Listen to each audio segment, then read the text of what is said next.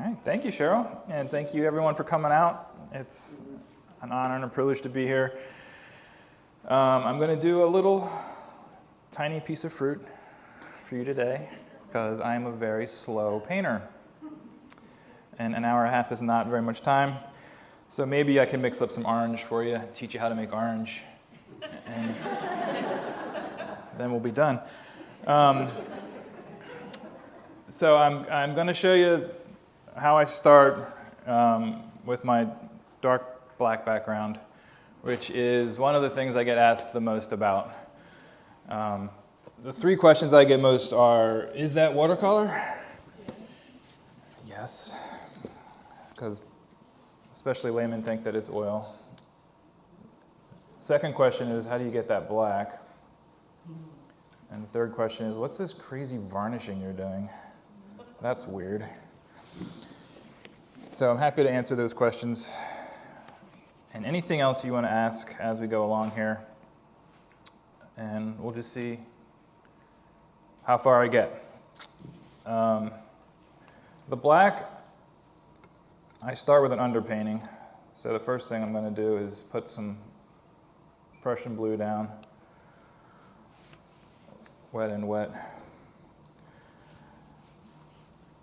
And I find this really rather boring. I don't usually do demos of this, so maybe you're in for a treat, maybe you're not, I don't know. It's just flat black. I don't know, who cares about that? But that's what everybody wants to know, so give the people what they want, right? I'm not gonna be like Radiohead and never play Creep.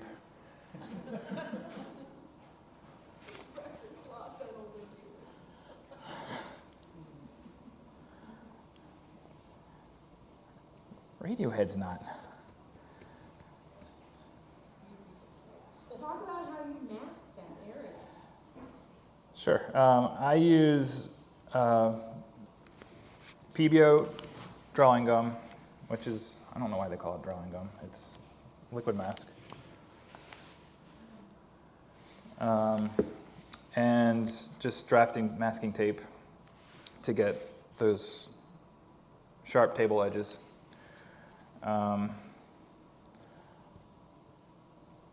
When I was first learning watercolor, just kind of on my own, I would use masking fluid over giant areas, and then I realized I'm just kind of wasting a lot of masking fluid.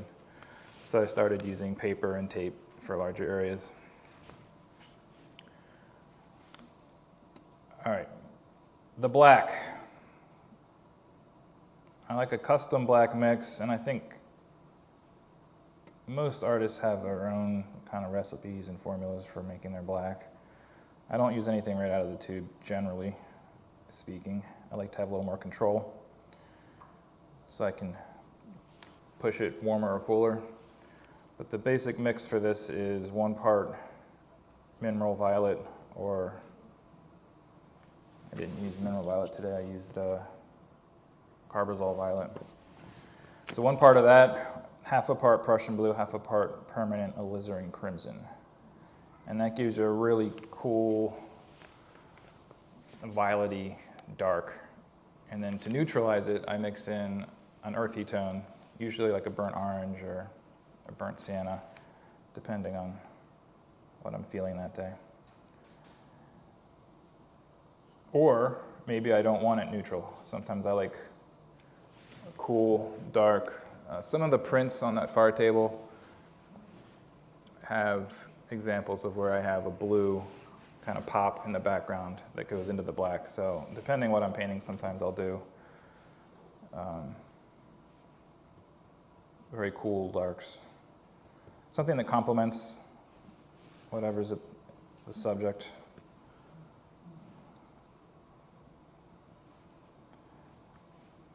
Normally I would let that underpainting dry, but for this, we're just going to plow ahead.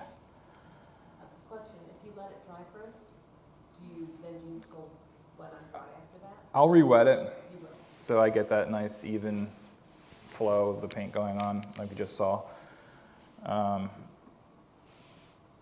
Now, this is admittedly a little strange, doing it this way. And all I can say is that this is how my brain works. Traditionally, with watercolor, you do your darks last, you kind of build up and you finish with your darks. If you're familiar with Lauren McCracken's work, he paints still life somewhat similar to me, only he does his black at the end. So I often find there's multiple ways to get a result. And it's not like there's one right way or wrong way. My way's probably the wrong way, but I'm just going to show you the way I do stuff. And I think it's just something the way my eye processes color and value. I really like having the dark on there first. If I painted a whole still life with the white paper, it would look great. I would think, oh, all the values are good, everything's set, and then when I go in with the black, I would have to go back and repaint most of the still life because the values would be off just because of the way my eye processes. For me, this is a much more efficient way to do it. And I can also mask out the objects and not worry about painting around contours, which would drive me nuts. Matthew, can I ask a brush question? Yes. Kind of my card for the day. Play it. You use the hockey brush for the first Yeah. painting of the Prussian, and then you switch to something else on the bottom. Any reason? I just didn't want to rinse it out. Right. It's all loaded with the dark, and I'll probably do another layer. But I use the hockey brush usually for, Like the hockey brush. yeah. Thank you. I have, in the studio, I've got a bunch of different sizes, and I just grab them. So this is a simple one, but when you do more intricate Mhm. ones, like the pineapple, how are you doing the masking? That's the thing I would be afraid of. So I would mask out with a liquid mask and a brush, Just use a brush? all for that? those, Jeez. yeah. And I'll do some of that, just not as intricately. So the bottom part here, I was using some cerulean. Oh, I didn't even show you this is what I'm going for. Just a basic clementine. Would it be possible for you to move that up a little? We don't see the bottom. Oh gosh, yeah. Oh, you know what? Because we moved the mirror. That's probably what happened. I'm sorry about that. You should have said something earlier.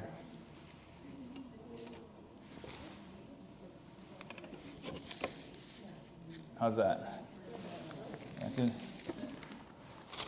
Apologies. If I can get closer there. Can you talk a little bit about your still life setup and Yeah. how you think about that? I have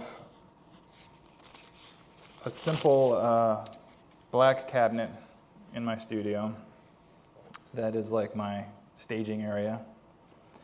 I call it a staging area because I do think about my still lifes as narratives or stories, and I'm casting a play.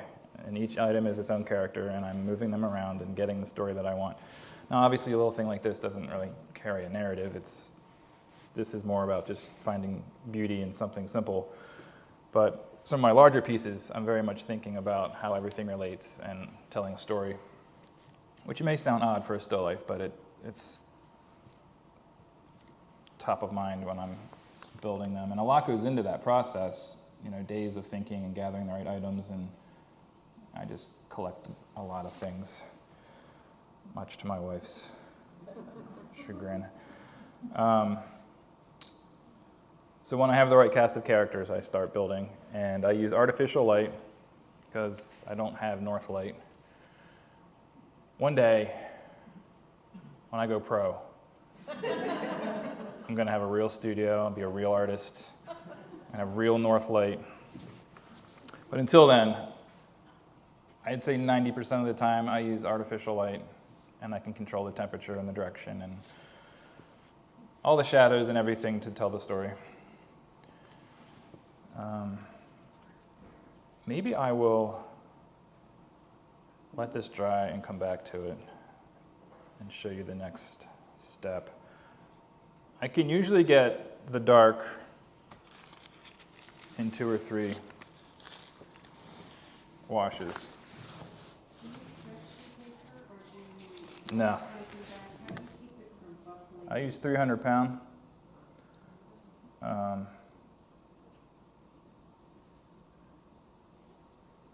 When I grow up and I'm a real artist, I'll probably stretch my paper.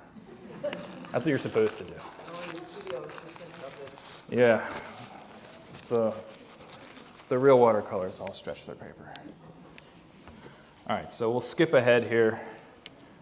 This is 3 layers of the dark and the cerulean blue with more of that dark and some Payne's gray to push that way back. And then, Alicia, you were asking about masking. So I'm going to do some masking, and I'm going to finish the other question about the still life setup while I go here. So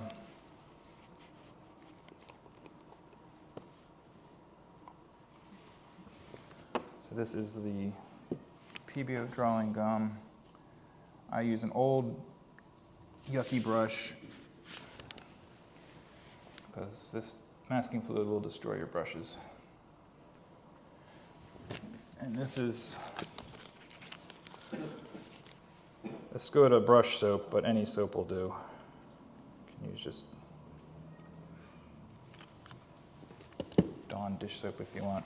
But that helps your bristles not get all gummed up from the masking fluid.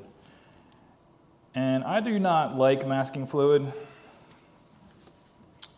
but I use it all the time. I watch, some of these artists that don't use it and get amazing results, and it looks so beautiful without the telltale signs.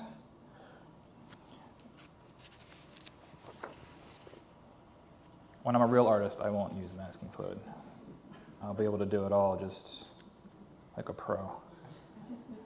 So I am putting down this fluid where these highlights are. That texture of the flesh is catching the light a little bit here. Can you push it up again? Yep, sure can. Let me get rid of this.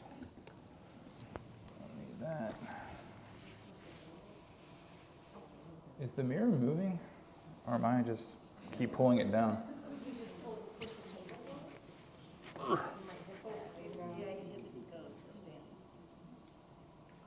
it's shaking. You're going to get seasick. The other tool that I will use, so for like the pineapple, I would brush on those kind of areas. But I'll use a ruling pen sometimes, or just old-fashioned dip pen. So this has a real nice nib on it that has a nice point and can get some fine details. Fine lines, so hairs, whiskers, things like that, little textured dots like I'm doing now that I can have a little more control over.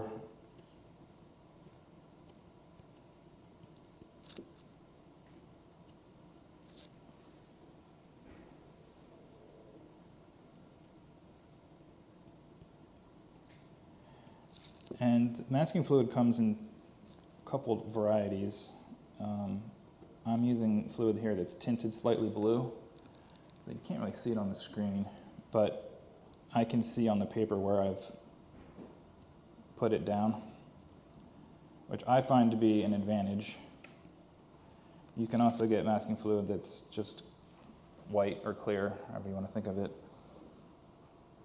And there's pros and cons. So if you leave this on the paper too long, there's a possibility it might stain the paper, which you don't really want.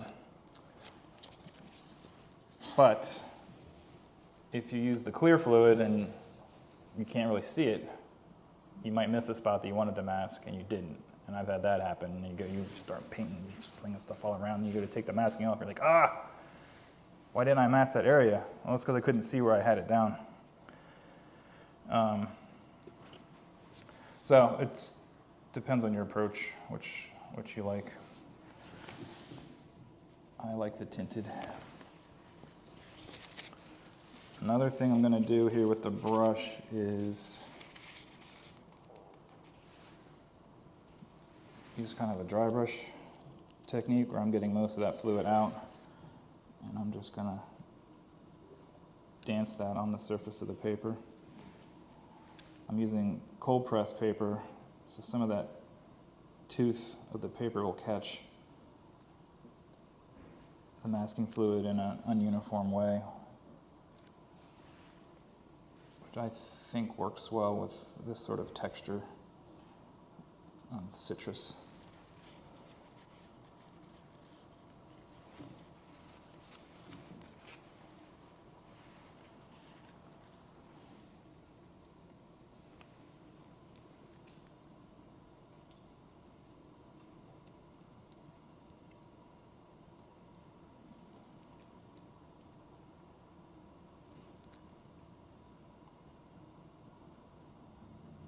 One of the reasons I don't like masking fluid is you can really tell when people use it. Generally. When you remove it, it has very hard edges, and there's some things you can do to mask that or cover it up, but that's another one of the drawbacks. Oh, you know what? There's that's glossy. There's a little reflected light on this side of the surface, and it's light that's bouncing up from the table edge. So I'm going to go ahead and mask that as well. Just a couple little areas on this side.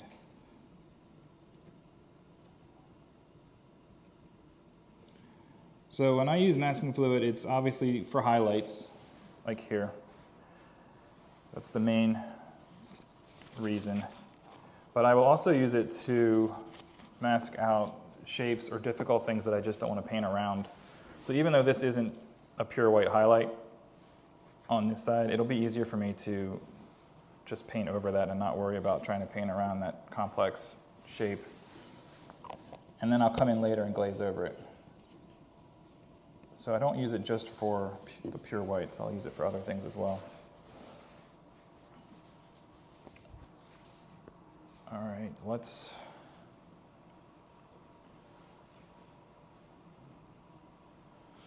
so this is how this is looking. Looks pretty dark on screen, but it's not dark enough. I would pass this around, but it's still wet. It needs another layer. So in the meantime,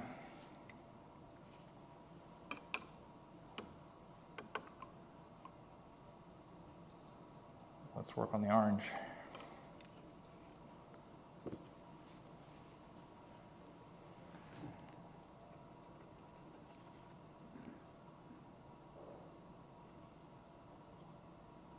And the trick that I use to get this to really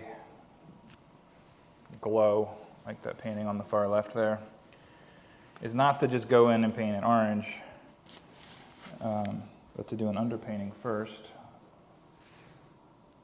of yellow, and I'm going to use New Gamboge.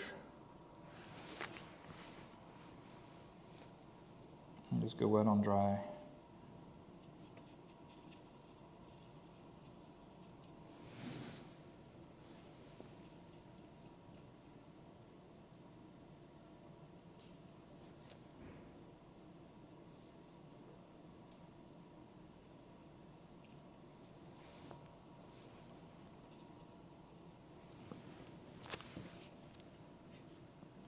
Now I'm second guessing myself that my masking fluid might not be dry.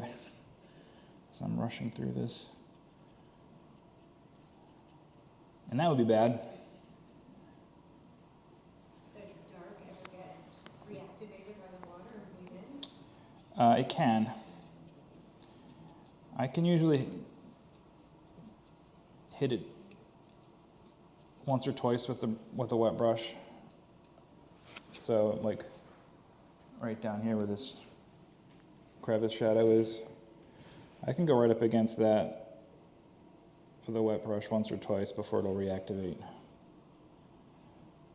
But yeah, if you work it too much, if you get too close with too much water, it'll reactivate and make a mess.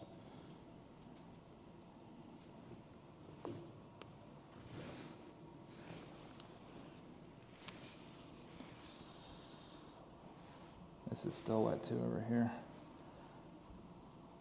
I'm at an impasse.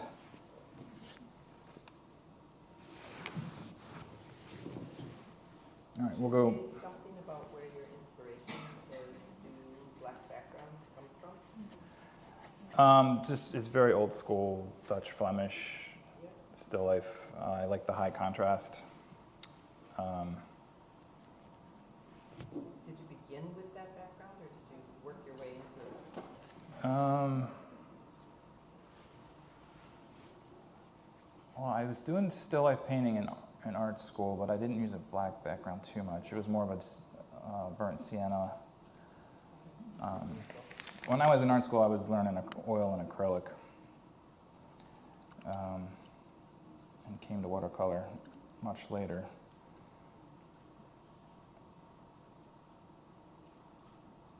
What made you stick with watercolor? I got tired of the mess of oil and the cleanup and the toxic stuff. When I was in art school, they had the odorless mineral spirits had come out, and they were a big thing. Everyone thought that was great until I realized I woke up one day and left the jar open all night in my little dorm room. I'm like, well, that probably wasn't a great idea to be sleeping that and not even knowing I was breathing it in all night. So the cleanup and the toxic part of it, I just kind of was a turnoff. So I had shifted to acrylic by the time I got out of school, and was watering down my acrylic so much that it was very watercolor-like. And at some point I was like, why don't I just try watercolor? And I kind of fell in love with that wet into wet thing that happens. And never went back.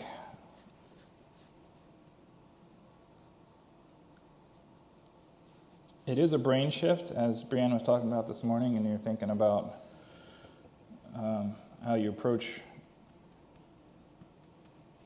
a transparent medium versus something that's opaque. But once you can kind of get your head around that, I really did fall in love with it. All right, so I don't know if you can see if I hold this in the light just the right way. The consistency of this black is really thick. So I draw my brush through it, it creates a valley, and the rapidity of how quickly that fills back in kind of shows me how thick that paint is, and it's pretty thick. And the drawback to that is you can go on too dark, too thick, and get a real mess in your black wash. So you might notice like shiny bits, like a snail kind of crawled across your painting or something. It's very unattractive. It's the gum arabic that's kind of come under the surface. So in order to avoid that, I do layers, so 2 or 3 layers to get it to the right, instead of trying to do it all at once. And you'll see as I start painting the rest of the Clementine, I layer and glaze and build things up. It's one of the reasons why I'm so slow. When I go pro, I'm going to be able to nail it the first time. Just get the color right without having to go over and over it.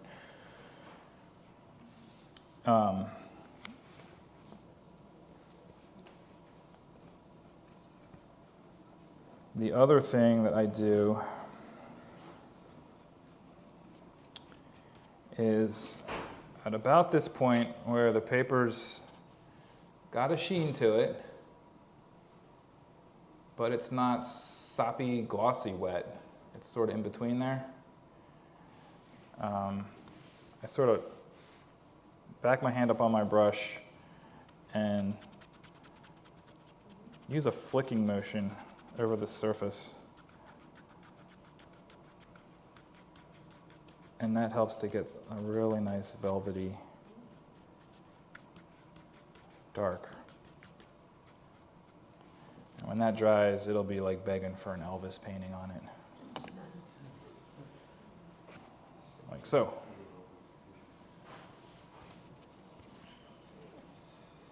Grab somebody to adjust your camera. Oh, keep. Well,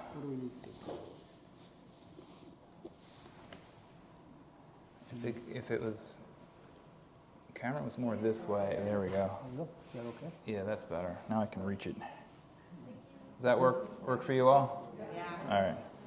Thanks, Russ. Thank you, Russ. Russ, you might want to check the recording as well, because it's only showing a portion of the tape. I'll get the young lady who's in charge of that. Oh, If I touch it, I'll break it. Thank you, I'll get it. Thanks.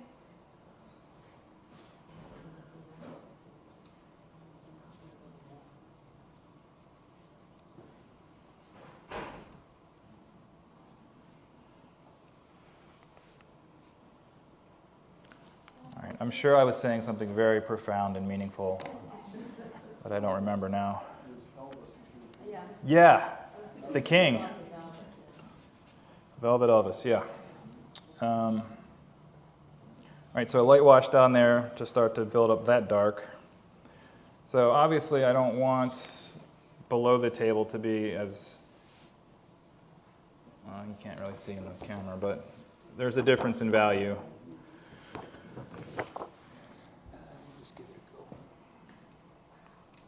Balloons when you do that. Generally, no.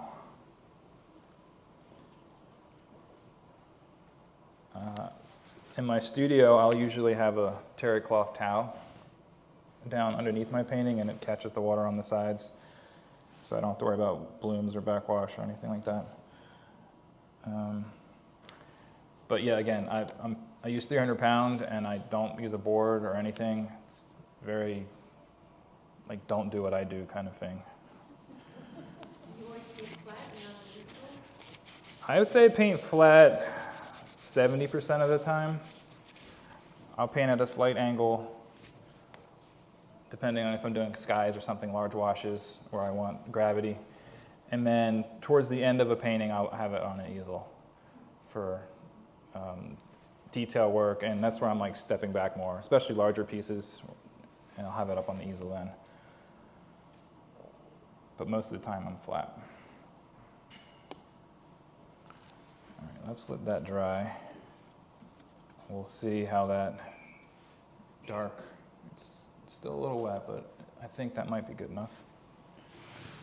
We'll see. When I first started figuring out how to do that dark wash, it took me forever. And I don't know, and to this day, teaching it, it's still very much something that seems very simple and basic, but it can be tricky. When you say it took forever to figure out what you wanted, Lots of layering, then getting it too thick. That glossy thing would happen that I talked about, and then you have to like take it all, you wet it, and you know, redoing stuff, and just learning how to do it. And I tell students, it doesn't look like it should be as tricky as it is, but I don't know. It seems to be. You just think, oh, a flat wash, what's the big deal? And yet, that's one of the questions I get to ask the most. So, happy to share it. It's not really any secret to it.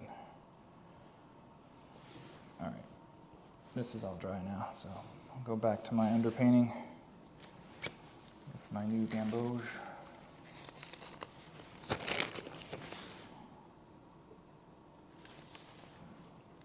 Who wants to help me with fresh water?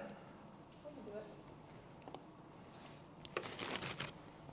You just dump that out, yeah.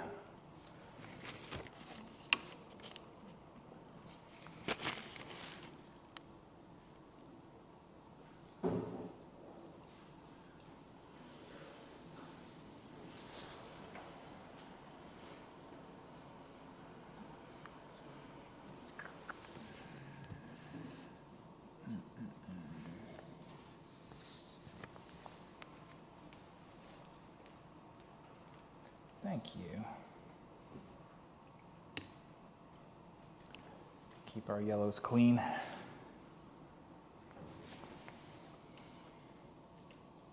When you said you light your still life with artificial light, Oh, yes. are these like fancy photography lights?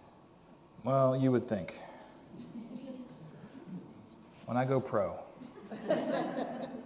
I'm going to have really good gear. The main light that I use to light up my setup is very, very old. It's a halogen bulb. It gets super hot. It's probably not even available if you wanted to buy it. It's probably discontinued as a fire hazard or something. I do have some more contemporary lights on my table, the LED lights. You know, you just turn the knob and it gets warm and cool, and you can adjust the brightness, and it really is amazing the stuff that you can get now. But photography equipment is crazy expensive. So I just keep making do with my old kit. It still works, and So you're talking high intensity. yeah, it's pretty bright. I like one light source. I do diffuse it, so it's not just naked bulb, which is usually too harsh. I'll soften it with some diffusion, and occasionally bounce the light around with a reflector or something, but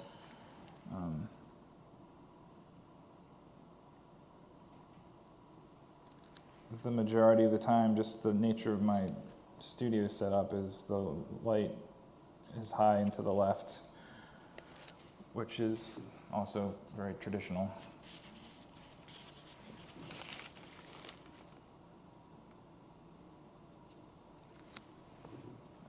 I'm going to start mixing in some burnt orange.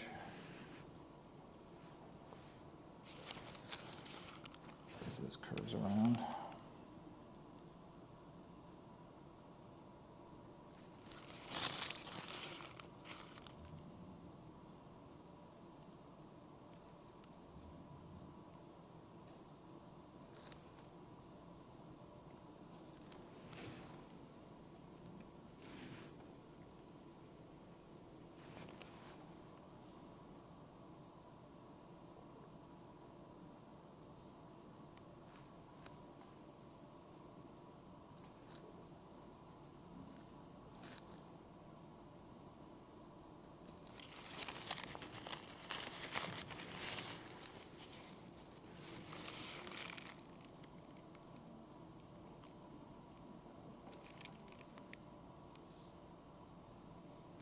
This is still damp, and I'm just adding in some warmth. Still mostly New Gamboge, but a little bit of Pyrrole orange as well.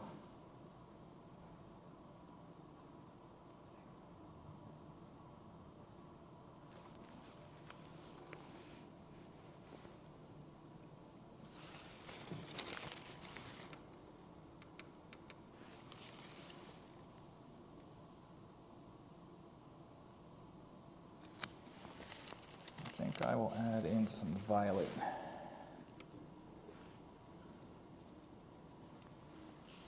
This is normally how my palette looks.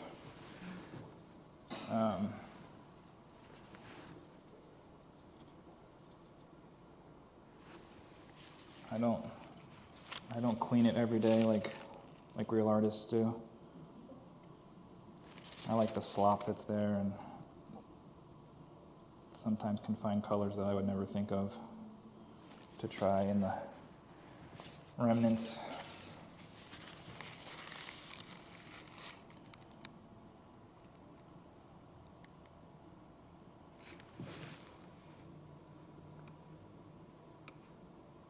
But that's not very helpful for teaching, so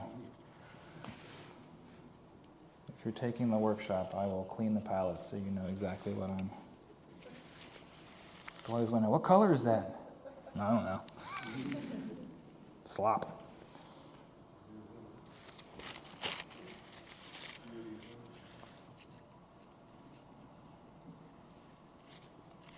All right.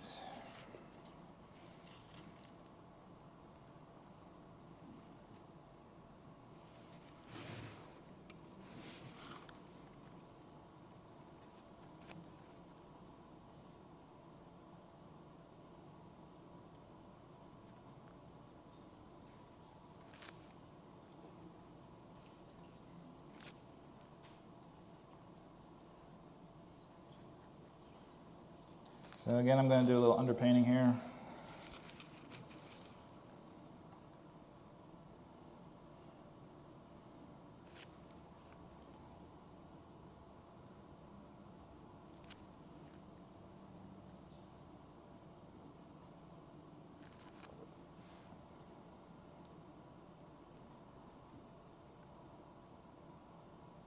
You can see some stuff that I missed. I should have masked out. Oh well. I blame you for distracting me.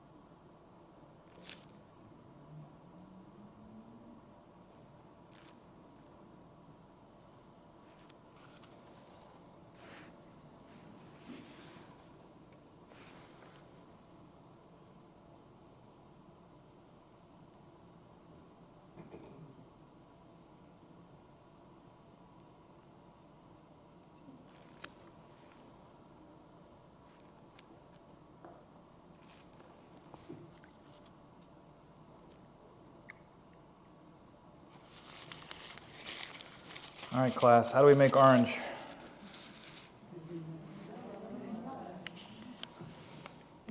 So I'm going to get some red.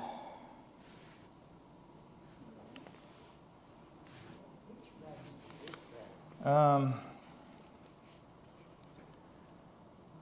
think that's permanent alizarin crimson. But I've recently been playing around with quinacridone red.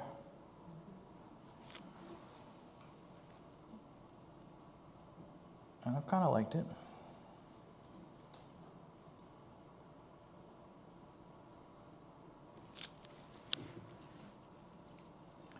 I do have Daniel Smith dot cards up here, and you all are welcome to take one and try colors if you would like.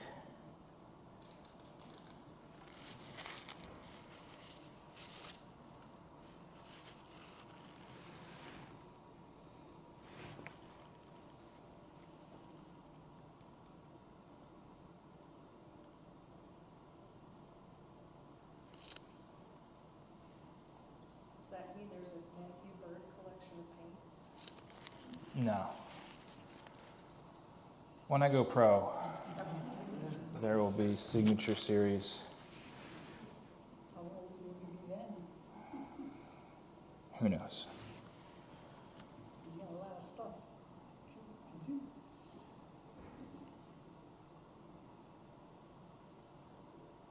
So Matthew, did you have a past life as a pro in something other than still lifes? Could you tell us about that? I wish. Tell you my story of how I got here. Well, yeah. That's It's not very interesting. Well, I'm related to the Wyeth family of artists. So I was just born into this art family. No, I'm not. I don't know where I came from. My dad was an engineer, my mom was a nurse. They didn't really know what to do with me. But they were always very supportive, and this is pretty much always what I've been doing is painting, and I always knew I wanted to be an artist. I took every art class I could find.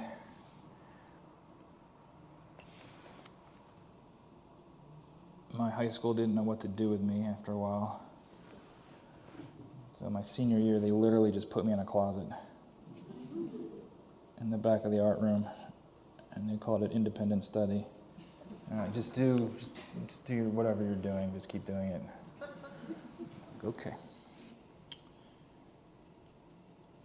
But we didn't, this was, before the internet, we didn't know anything about art schools or art education or careers or anything like that.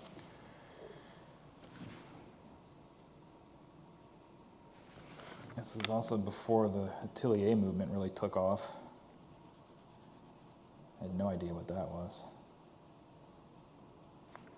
Atelier. What's an atelier? What's this weird French word? What we did was we wrote a letter to Walt Disney. And we said, you guys have good artists. Where do you recruit from? And they sent us back a letter of all the schools that they hired from. Crossed off the West Coast because that was a little far for East Coast country boy. And I ended up going to Pratt Institute in New York, which was a great school. And I, pretty early on, figured out that the fine art route was not the route for me. And I chose commercial. Because they were still, the commercial artists were still drawing from live models. They started in the old traditions of plaster casts, drawing from life, then moving to live models. It was less so with the fine art department. They were more into that postmodern. Brushes, we don't use brushes anymore.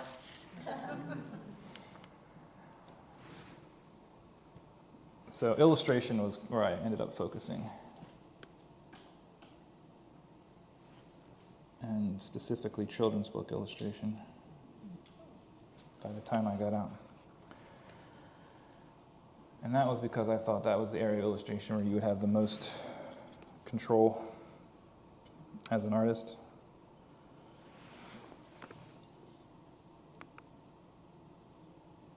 If you're doing like editorial or you got somebody telling you what to do, telling you what to paint. Whereas with books, especially if you were a writer as well, you could just create your own thing. Paint what you wanted to paint. Create your own characters, your own worlds.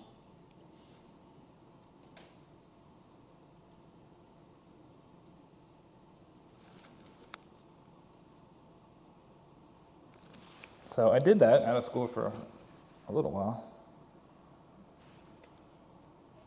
I had, I think, 5 books published. But at the same time, like so many artists, I was working as a graphic designer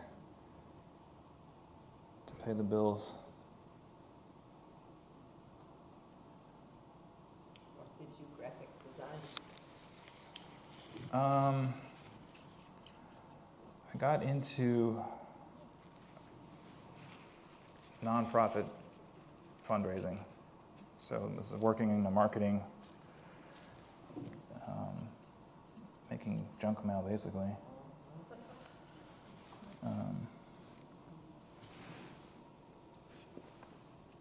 And was, just happy to be doing something creative and getting paid for it. Until I wasn't.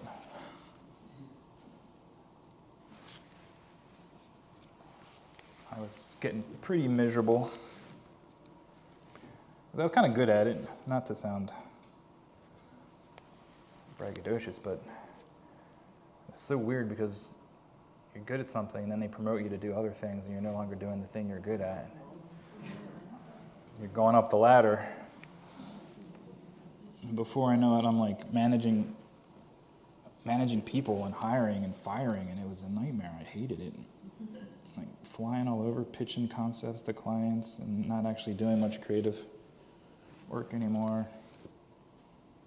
And really just got burnt out. Very unhappy. And this was around the time that my wife and I had our first child. And she was like, it's time for a change. So I quit that job.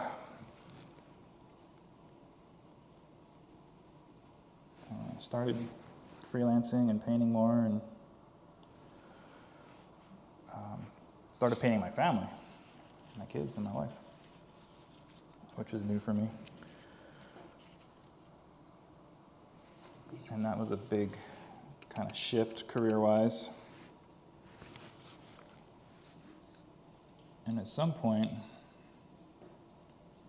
I guess it was a couple years in, I don't exactly remember what I was doing or searching for, but I came across the National Watercolor Society's call for their international show, and entered and got in. John was one of the jurors that year. He can tell you a funny story about that. My painting of my daughter won an award, a big award, and I thought, oh, that's cool. And that was pretty much it. And my wife was like, well, you gotta go. I'm like, that's in California. You spend all the award money just getting out there. She's like, you have to go. Of course, she was right. And I went and I met lots of amazing people, and I can point to that as a definitive turning point career-wise, where I was like, all right, I'm going to paint. I can do this. Or I'm going to make it work. The other interesting thing about that was it really was the people. I found it so refreshing going out there and meeting the watercolor community. Coming out of New York, my experience, I know everyone has different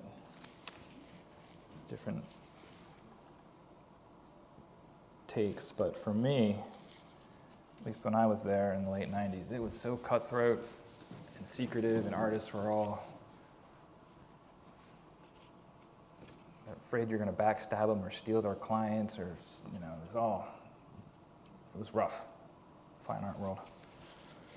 So meeting watercolorists at NWS, they were completely different. They were like, welcome, here's what I do, and you should look into this, you should talk to this person. And it was just a breath of fresh air, really. These people are nice.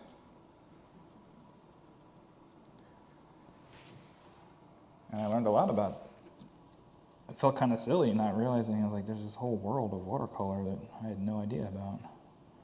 All these societies.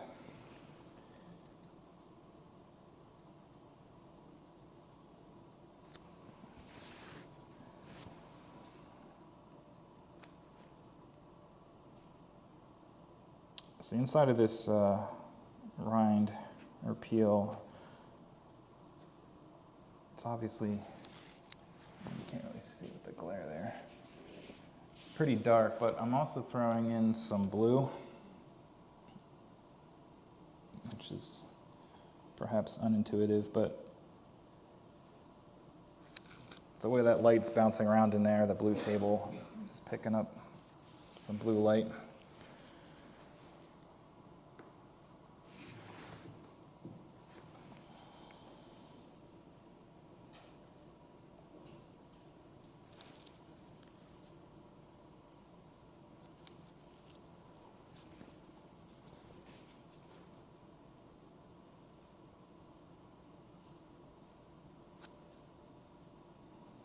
So anyway, that's a quick story of how I got into watercolor and doing this crazy job. You left out the part that you served on watercolor boards. Oh yeah. Don't do that. I'm kidding. Yes, Penny Hill, if any of you know her, she was right on me from the beginning and roped me into joining the board. And I was just a dumb kid. Okay. How can I help? National Watercolor Society. And I was there for 6 years. Or I maxed out at vice president. And I'm like, I'm out. I do recommend getting involved in your local groups. It's a great way to meet people and learn a lot of the stuff that goes on behind the scenes. A lot of artists have no idea what goes into these shows and how much work's involved. And if you have a good group of people, it can be a lot of fun.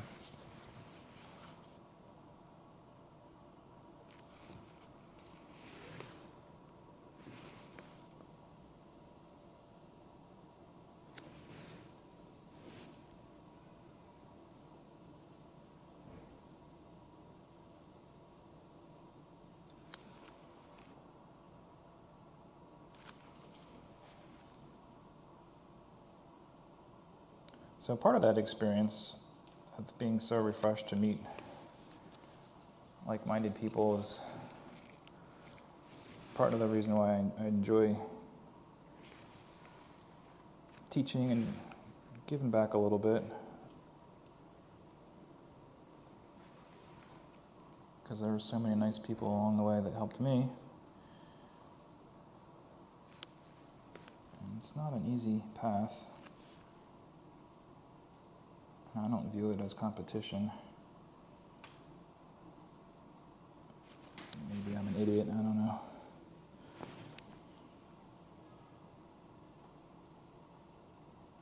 Can you talk at all about your Zoom workshops?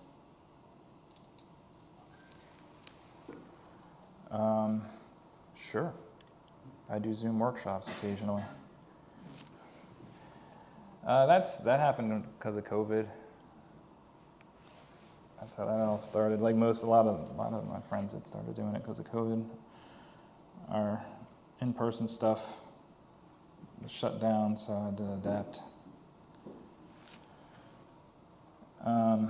I think teaching in person is obviously the best. I mean, being able to connect in person and pick up someone's brush, help them with their painting.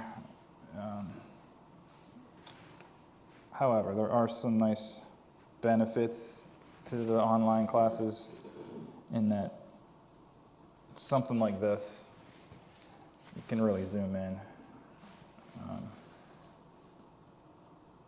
I'm sorry for those of you that are far back and really can't see what I'm doing. If you wanted to come up closer, you could. I don't care.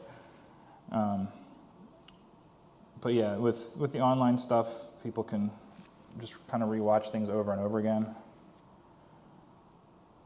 which is another. I've taken a few of your Zoom classes, and the part that I like the best is that there are things in every one of your paintings that I look at and say, how in the world would you do that in watercolor? And when you sign up for one of your Zoom classes, you get every stroke on a video. And go Right. right to that part of the videos, and you can watch him put the foam on the beer glass or whatever, and you find out, yeah, how do you do that in watercolor? I'll pay you later. Okay. Free classes. from Thanks for the now plug. on.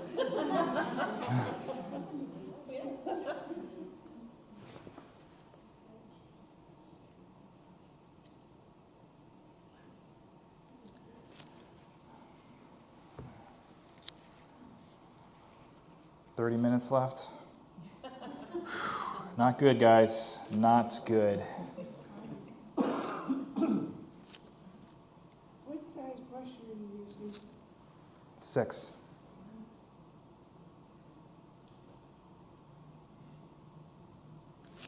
I use rounds a lot, almost exclusively.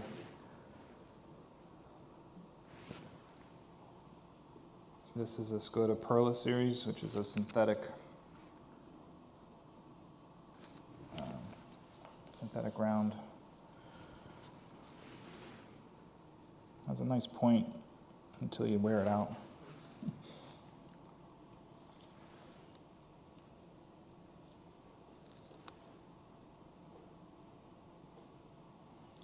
What brand of paint do you use the most? Daniel Smith. Okay. Oh, he's the brand. And no, I am not paid to say that. No, I am a brand ambassador for Daniel Smith. So there's a few exceptions. I mentioned Mineral Violet earlier. That's a Holbein color. I use a light red, which I've not been able to find a Daniel Smith that is quite the same. But other than a few holdouts, it's mostly Daniel Smith. And most of them are on that dot card if you want one.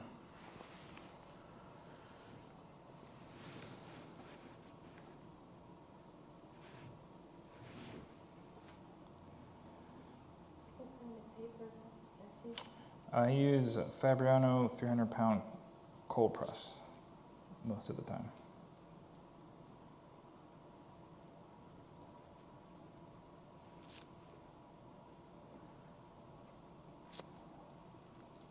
I'm working on wet on dry or wet on damp here. Keep trying to get this darker and darker.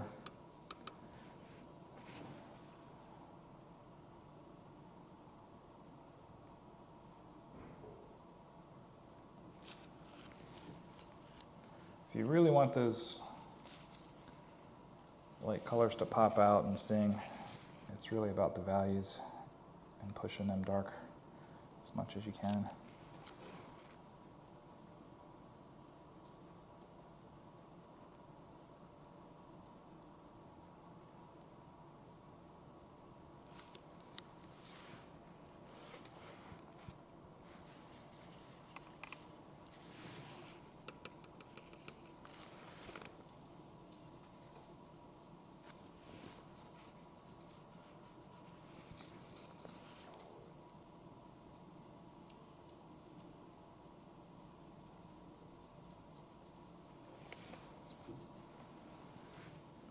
When you use 3D, do you prefer to let one layer dry? Yeah. Before you relayer? Yes. In other words, I don't usually paint like this.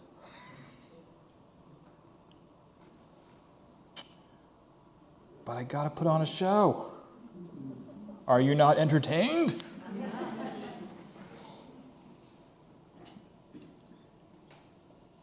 No, it's nerve-wracking to paint like this for me, but I'm kind of used to it. But at the same time, like, Because of the time constraint? yeah, to just try and do something. It's not really a workshop. So there's a limited amount of teaching you can do, and the style of painting that I'm doing, it's like, well, I'm not going to get a whole painting done. My wife's like, what's the big deal? You do this all the time. Like, yeah, but this is TWSA. My friends and my peers are going to be watching me and judging.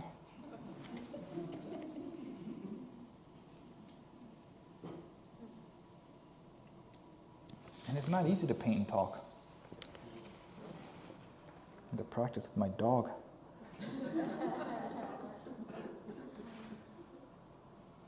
You guys know the artist Hyude's Korea? I think that's how you say his last name.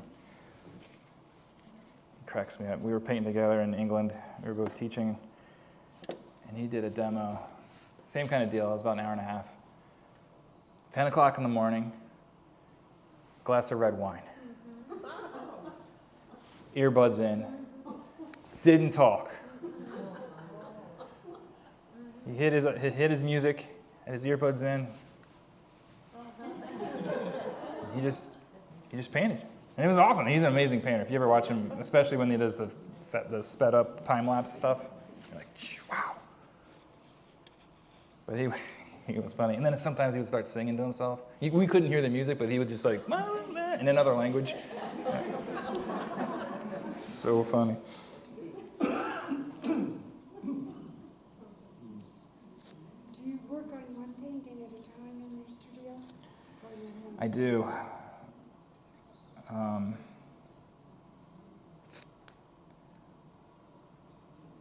I'll often have stuff queued up, ready to go. Especially some of the larger still life paintings. So much goes into setting and acquiring the objects and doing all that. I'll try to get one or two compositions out of a theme, but I just paint one at a time. It's just... Do you work from the photo reference or the actual still life? Or both? Mostly the photo reference, but I keep the still life set up to refer to. Sometimes you're looking at the photo and you're like, where's that color coming from? There's lots of reflected light and things happening. And so I do refer back when I can. You know, the seafood stuff that starts to stink.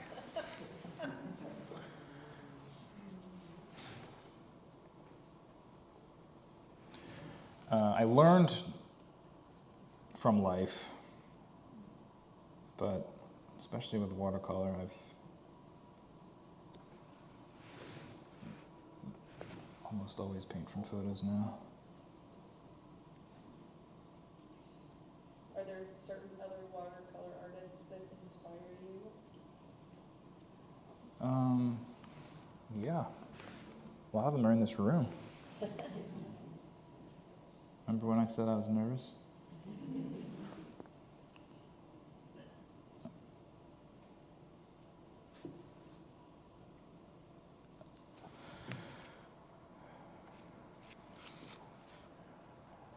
All right, so for this inside part, what I'm thinking about right now is it's going to get much darker, but there's light that's kind of coming through here.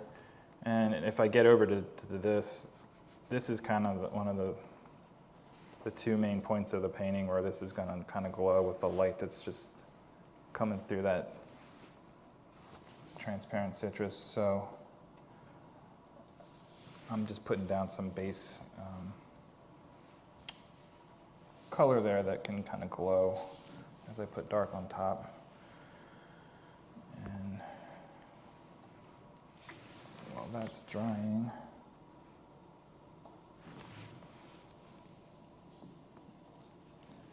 see, normally I would let this dry, whoever asked that question, before coming back in here, but... I know you said this doesn't have a narrative, but can I ask you a question about narrative? Sure, Okay, so, you can ask any question. well, I have asked quite a few. You can tell me to stop. No, I appreciate it. But when you are developing a narrative, do you have the seed of that narrative and you go to the objects and it's a back and forth between that seed and the objects, or do you begin with the objects and see what sparks? Could you say a little bit about how that narrative begins and develops? So it's for still life, it's obviously a bit different, but for me, I have found that a lot of it comes from an object or a texture. as the germ or the seed of an idea that starts to form, where I see something and I'm like, that's interesting to me for whatever reason. That's a whole other question, is why do we like what we like?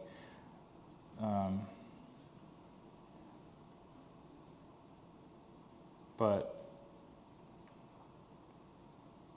that can often lead to building a whole painting around just that, whatever it is that caught my fancy. So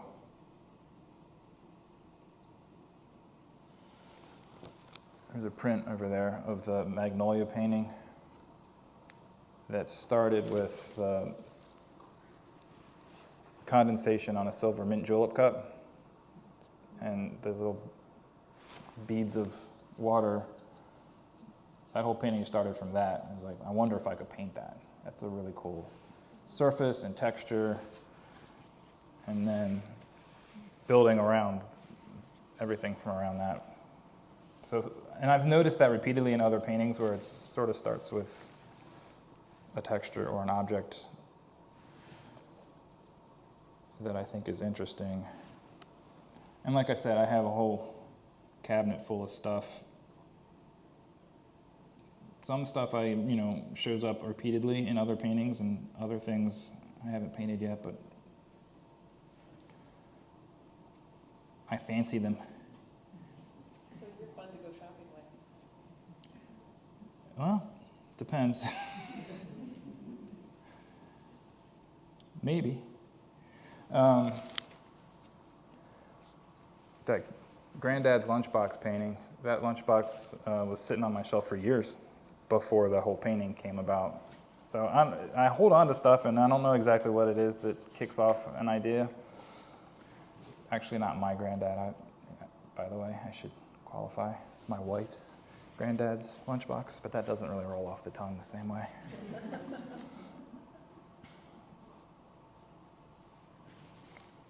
But yeah, am I fun to go? I don't know, because my wife will often, she did this morning, she sent me a photo, she was at an antique store, she's like, do you want this?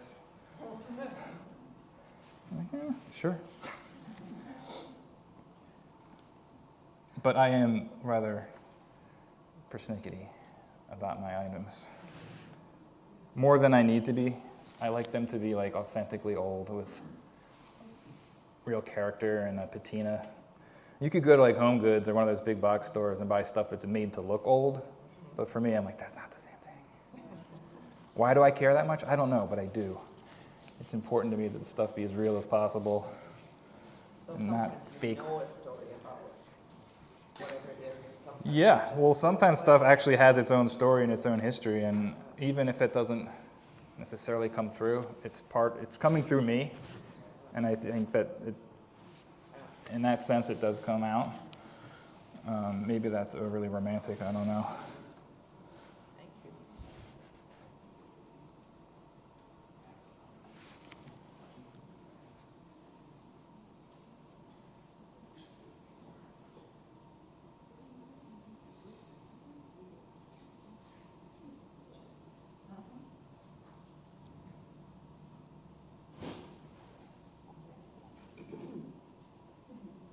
Thank you for your questions.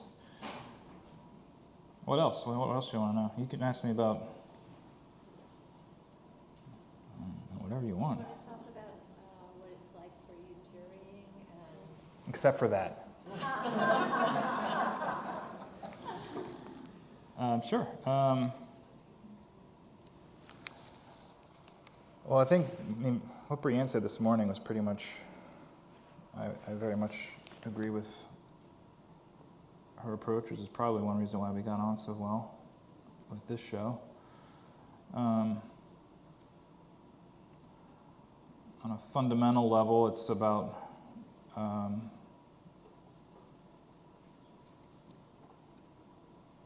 the basics of a good painting that most of us know is, you're looking for all that composition, design, light, color, technique. But that all kind of goes out the window with a big show like this, where everyone's, that's kind of a given. So then you're looking at, all right, well, what else we got? Um,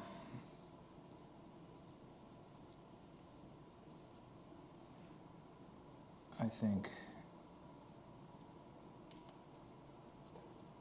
I should ask Brian how long it took her to when we were picking them out, but it took me a long time doing the selection for this particular show because there was so much good stuff.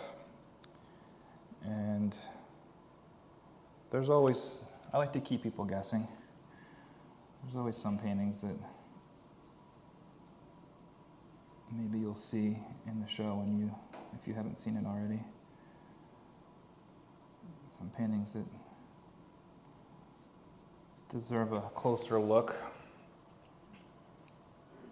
When you're jurying a show, I put them up on a big screen TV so I can see them as large as possible, but I still have no idea until I get here the size of the work, which is such a big part of it. But it's hard when you're going through. There's paintings that are very high contrast and dramatic. Those catch your eye. I always feel bad for like the tonalist painters that are very soft and quiet paintings that really deserve more time to really get to know, and you gotta like kind of drink them in a little bit, and they don't hit you in the face as much as some of the high contrast type things. So I'm mindful of stuff like that. And there are a couple pieces like that in the show where I think they really benefit from contemplation and a little more time.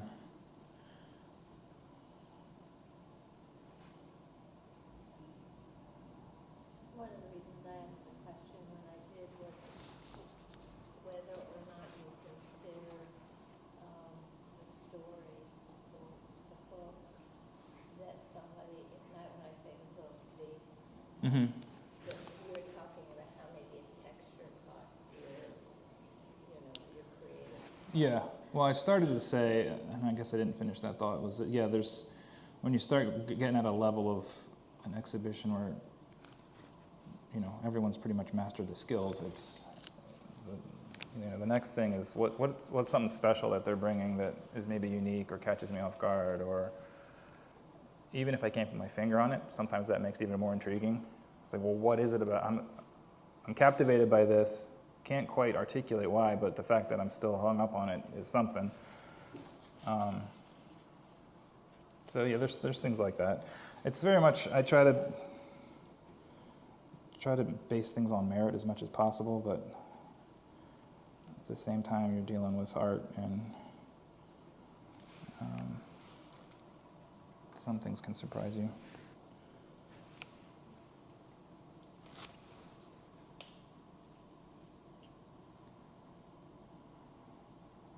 What am I doing on time now?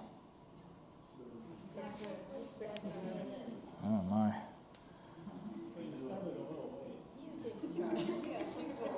That was not my fault, P.S. by the way.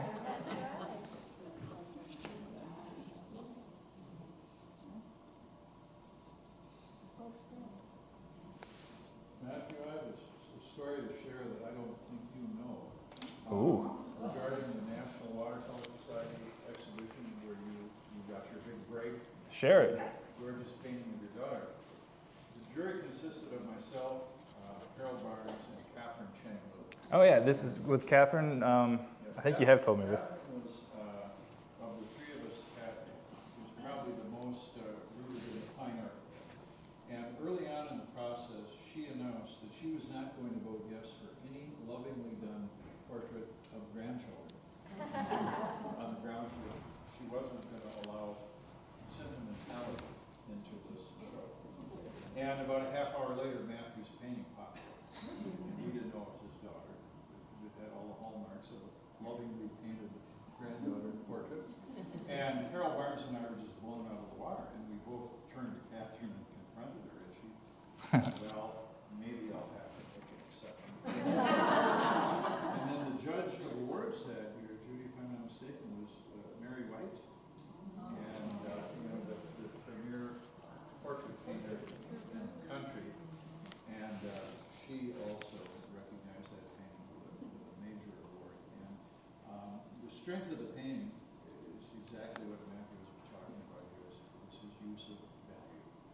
And if you have a chance, look that painting up. Is it on your website identified as? Yeah, yeah.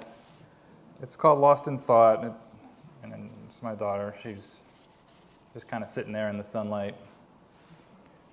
Very much a value, dark. Look it up. Google it. Yeah. It will be worth your time. Are your kids creative? They are. My oldest, less strong in painting than when she was younger. She's gotten into other creative stuff. She's big into crochet right now. Past 2 years, she's crocheting stuff like, where did this come from? Like, I don't even know how she got into it. Like, none of her friends do it. We take her to the library and she crochets with a bunch of old ladies. She's the youngest one. It's hilarious. She loves it and she's really good at it. So We're okay with old ladies. they're the best. So yes, they got some creative talent.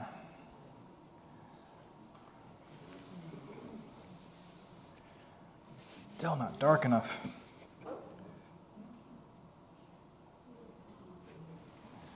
That's right, I did it.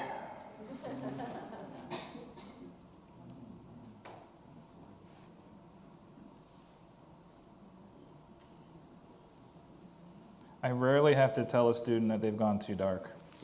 It's almost always push your values more. All right, before we run out of time, I'm going to pull off some of this masking fluid just so we can see the results.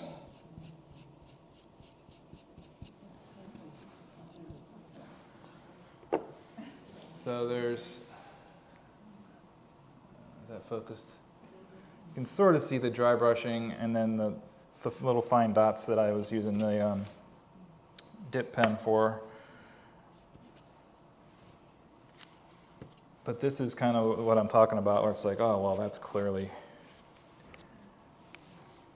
masking fluid.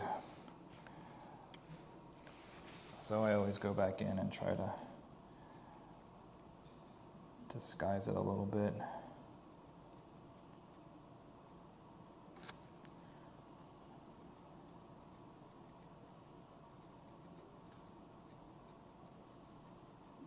Soften the edges. One of the telltale signs is that very crisp, which sometimes you want. You know, if I'm painting crystal and glass, I want that nice hard edge, but a lot of times just come in with clean water and softening it a little bit is what's required.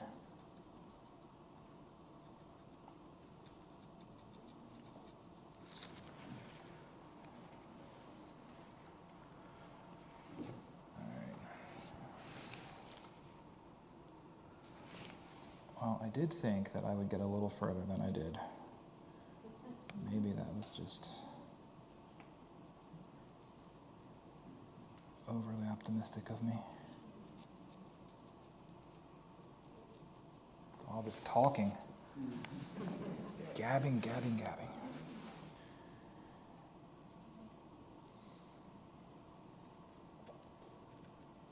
His fruit texture, you know, with the, I don't even know what you call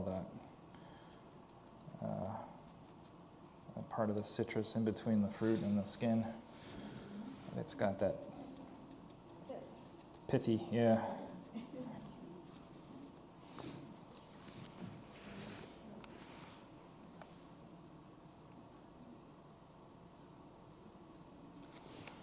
I will keep working on this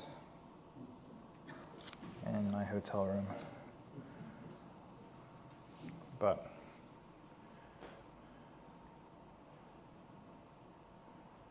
in order to get the applause. This is the one I did last night in my hotel room.